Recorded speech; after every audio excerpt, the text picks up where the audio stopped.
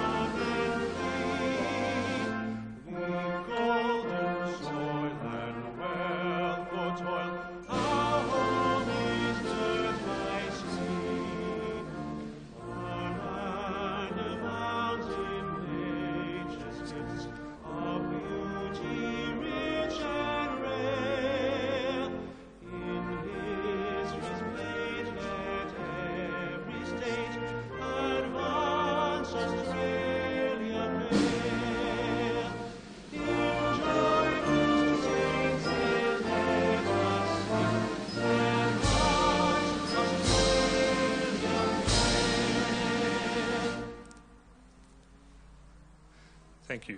Please be seated.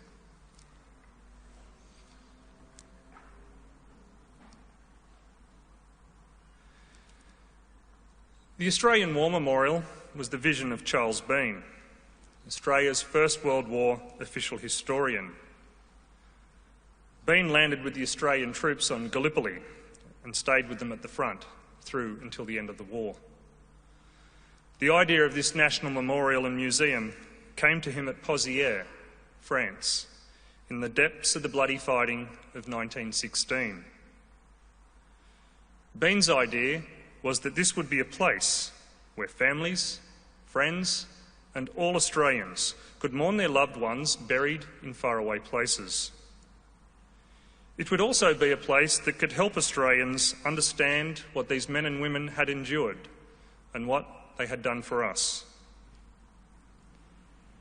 Bean's vision, to which we remain true, is best expressed as inscribed in the entrance to the memorial's galleries. Here is their spirit, in the heart of the land they loved. And here we guard the record which they themselves made. Tonight, we will read the story behind just one of those on the Roll of Honour, which lists the more than 102,000 men and women who have given their lives for us in war and operations for more than a century. But first we present a lament, Flowers of the Forest. Wreaths or floral tributes will now be laid at the base of the Pool of Reflection.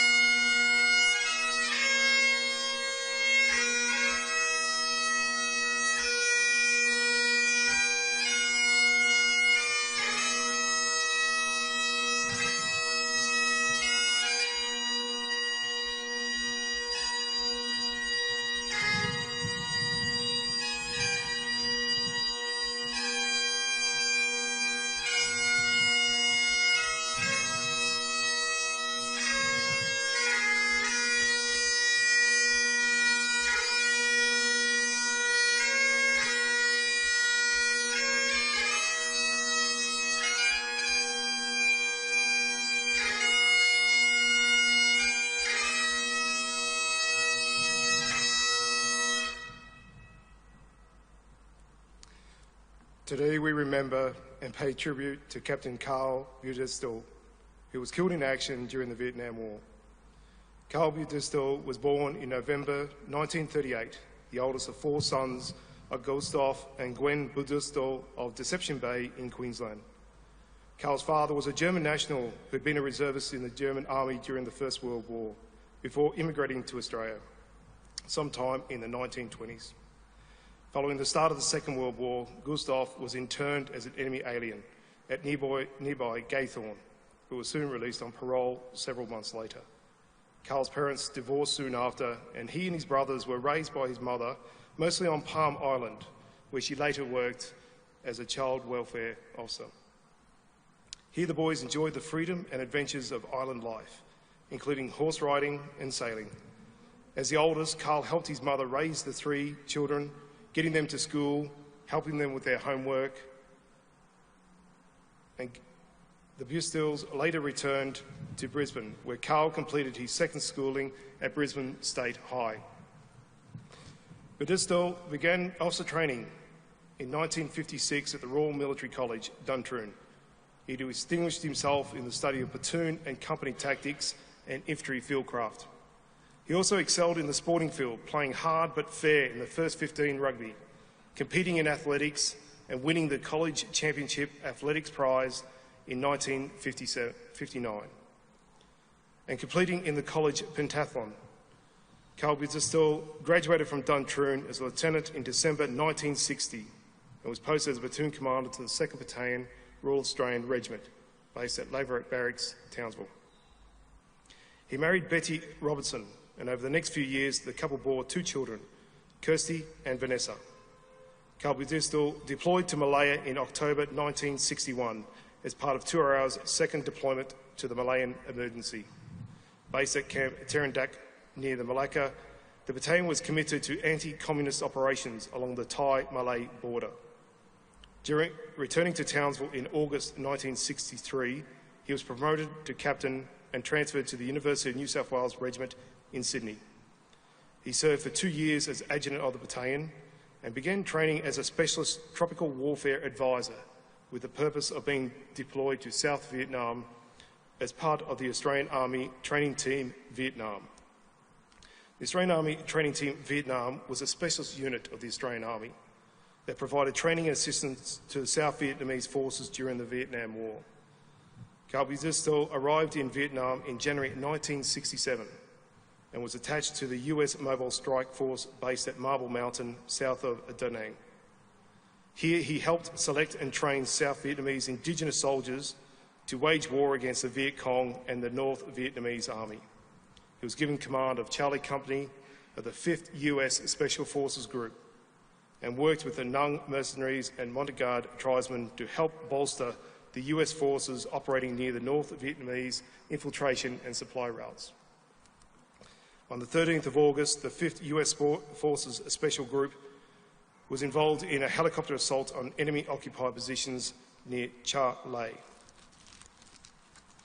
Later that night, the North Vietnamese troops attacked their position and Karl Baudistel was mortally wounded.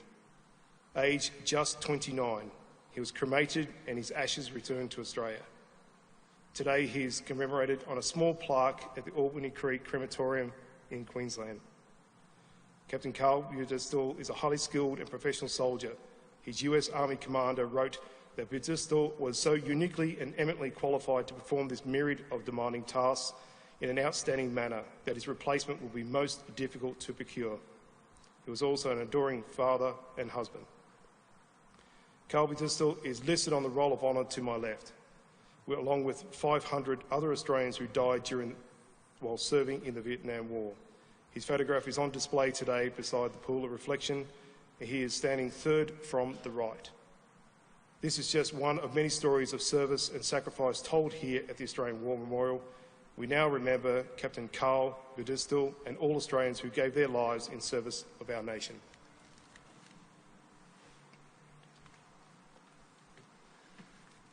If able, please stand for the reading of the Ode and the sounding of the last post.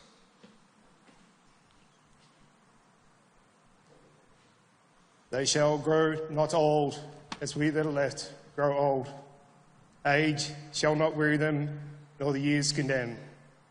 At the going down of the sun and in the morning, we will remember them. We will remember them.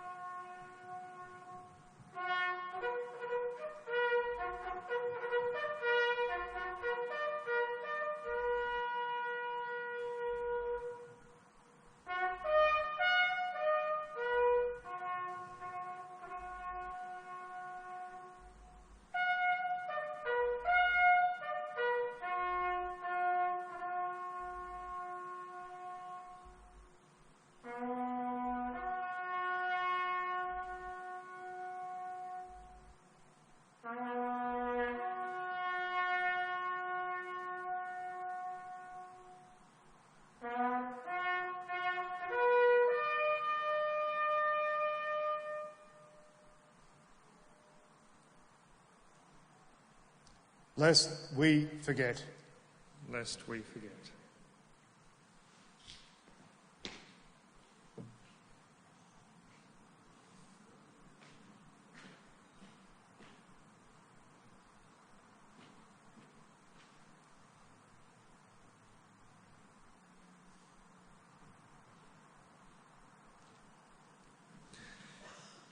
We leave you this evening with the words of the memorial's founder, Charles Bean.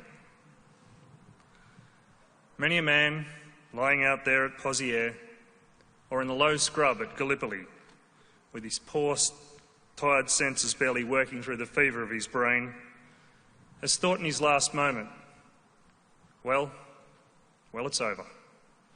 But in Australia, they will be proud of this. Ladies and gentlemen, girls and boys, that concludes the last post-ceremony. Thank you for visiting the Australian War Memorial, and we wish you a very good evening. Thank you.